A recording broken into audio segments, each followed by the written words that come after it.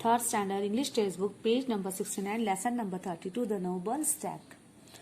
As we all know, the king Brahmadatta of Banaras was extremely fond of hunting. कौन? The king of Brahmadatta. कहाँ के थे वो? बनारस के थे। और उन्हें बहुत ज्यादा क्या पसंद था? एक्सट्रीमली फाउंड ऑफ हंटिंग मतलब बहुत ज्यादा उनको शिकार करना पसंद था।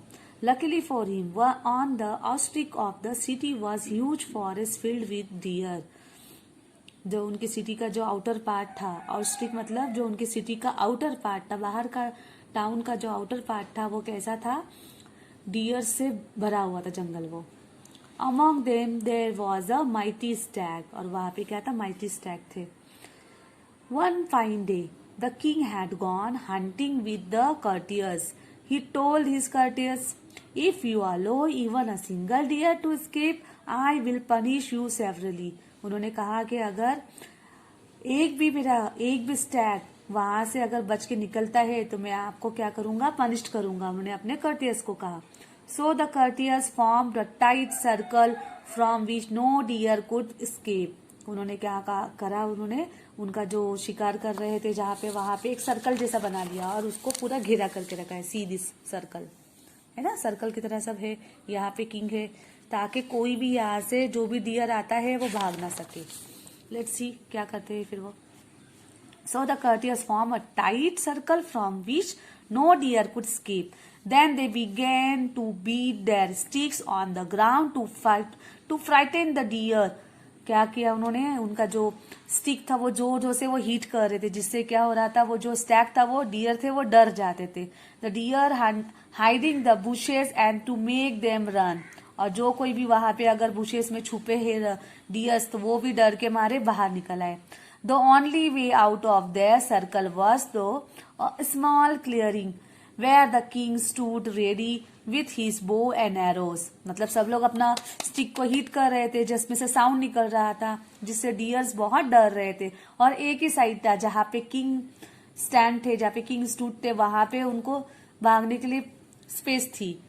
The courtiers were beating their stick on the ground and shouting when suddenly a stag leaped out of a thicket. जैसे ही वो झाड़ियों में जो डियर्स छुपे हुए थे, इनकी आवाजें सुन के, इनका शोर सुन के जैसे ही बाहर निकलते थे तो क्या होता था? वो थिकेट से बाहर निकलते थे तो the ground and the shouting when suddenly stag leaped out of a thicket. और बाहर निकलते थे वैसे सबको दिखाई देते थे। The Stag saw that the king was standing in the way. और वहां पे कौन खड़ा था? वहां पे किंग खड़े थे, पहले से रेडी थे। So he looked the king straight in the eye and made a dash towards him. और जैसे ही बाहर निकलते हैं वो अपनी झाड़ियों से और देखते हैं कि यहाँ पे सभी लोग स्टिक बजा रहे हैं और सामने से जो किंग है वो एकदम सामने खड़े हैं। The king was taken aback and shoot an arrow towards the stag readily. और वो किंग के पास क्या है? बो एंड एरो के साथ वो अपना रेडी है। ऑफ कोर्स इट मीज the mark but the Stag rolled over. जैसे ही उन्होंने, किंग ने जो स्टैग था उसको निशाना लगाया और उन्होंने वहां पे बो किया, बो एरो को वहां पे डाला, तो वो क्या हो गया? उनका निशाना छूट गया, मिस हो गया और वो जो डियर था वो रोल होते हुए वहां से निकल गया। Now there is one thing that you must know about the stag. It has excellent insect and the extremely good and dodging arrows, whether shoot at from the back, front or even the tap. अब क्या हो गया? even the top. अब वो dear था, उन्होंने देखा कि मैं रोल करता हूँ, इस तरह से मैं भागता हूँ तो थोड़ा बच सकता हूँ। If an arrow is aimed at his belly, it pretend to roll over and then jumps up and runs once the danger has passed. फिर से वैसे ही करने लगे। जैसे ही वो उनको एरो से निशाना लगाते, बो को उनके ऊपर हिट करते, वो वैसे राउंड राउंड करने लगते। और फिर जैसे ही वो फिर से दूसरा बो और एरो रेडी करते, तब तक वो वहां से भागते Stag. So when the stag rolled over the king through that his arrow had found its mark. जैसे ही वो निशाना लगाने लगते, ये भागने लगते। He lowered his bow and began to walk towards the stag, but the stag suddenly jumped up and shoot past them men. When the courtiers realized that the king had been mistaken, they started to laugh. अब बार बार निशाना चूक रहा है, बार बार वो जो dear है वो round करता है फिर से जैसे ही वो एरो और वो रेडी करते तब तक कि वो भागता, ये देखकर क्या हो गया, जितने भी कर्टियस थे वो सब किंग पे हंसने लग गए. Now the king thought himself to be an excellent marksman and could not bear the taunts of this man. अब उनको बुरा लग गया कि जो मेरे कर्टियस है ये मुझे टॉन्ट कर रहे कि मेरा निशाना अच्छा नहीं, जबकि मेरा निशाना तो बहुत अच्छा है. He grabbed he sword and set off into the forest in order to catch the stag. उन्होंने क्या किया, अपना स्वॉर्ड निकाला, तलवार निकाली. He chase the stag for quite a while the covered a long distance. और बहुत दूर तक उसका पीछा करते हुए, चेस करते हुए उसके पास पहुंचे. देखो डियर इनको यहाँ से भाग रहा है. अब वो ये सारे लाफ कर रहे, they all are laughing.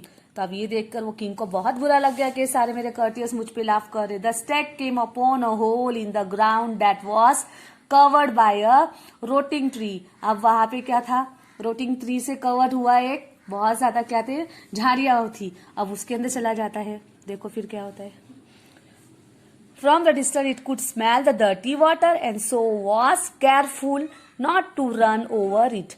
But the king could not sense the pit and fell right into the it. अब वहां पे क्या था, पीट था. पीट मीन्स चीकल जैसा पानी था जिसमें गड्ढा था और गड्ढे में वो क्या हो गए, गिर गए. After a while the stag realize that he was not being followed any longer. He understood that the king had perhaps fallen into the pit. अब जब वो मुड़ के देखता है कौन, स्टैग, कि अब किंग मेरे पीछे नहीं है, तो वो समझ जाता है कि वहां पे जो पीठ है, जो वहां पे गड्ढा है, उस गड्ढे में क्या हो गया है, वो किंग गिर चुके हैं. So the stag went back to the pit and saw the king struggling for his life. अब वो क्या देखते हैं, वो जो दलदल जैसा गड्ढा है उसमें वो गिर चुके हैं किंग, और वो खुद अपनी लाइफ के लिए अभी स्ट्रगल कर रहे. The Stag felt very sorry for the king.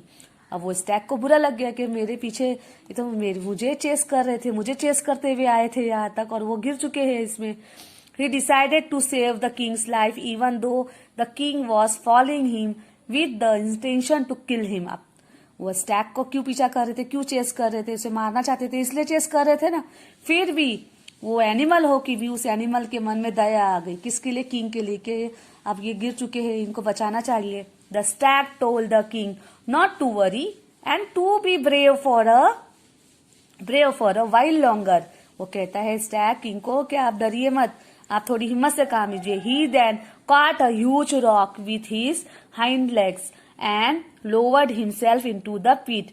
अब वो क्या करता है, वो स्टैग अपने आगे के जो पैर होते हैं, हाइंड लेग्स होते हैं, उसमें से बड़ा सा गड्ढा ढकेलते हुए लाता है और उसमें पिट, जो दलदल जैसा जो गड्ढा था, उसमें डाल देता है. The king caught hold of his neck and the stag climbed out on the level ground and carried the king to safety. इस तरह से वो किंग की जान को बचा लेता है.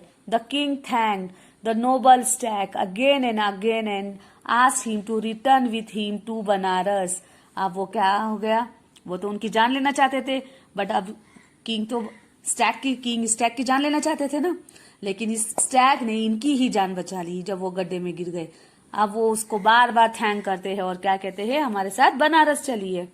Where he could have anything and everything he wanted. वो कहते हैं कि बनारस में चलिए, मैं आपको बहुत अच्छे से रखूंगा. But the Stag did not want anything in return of his help. वो कहते हैं स्टैग कि मुझे कुछ नहीं चाहिए बदले में. He just requested the king to rule wisely and well and be kind to animals. क्या कहते हैं वो, कि आप, मुझे कुछ नहीं चाहिए आपसे, सिर्फ इतना चाहिए कि आप अपने प्रजा के साथ अच्छे से रहिए और एनिमल्स पे दया कीजिए और अपना काम अच्छे से कीजिए. Then the noble stag disappeared into the forest. और वो जंगल में गायब हो जाता है. इसके बाद the king Banaras then vowed not to hunt और हर्ट एनी एनिमल. इसके बाद उन्होंने कभी भी किसी भी एनिमल को ना तो हर्ट किया, ना किसी भी तरह की कोई भी तकलीफ पहुंचाई. Okay students, bye.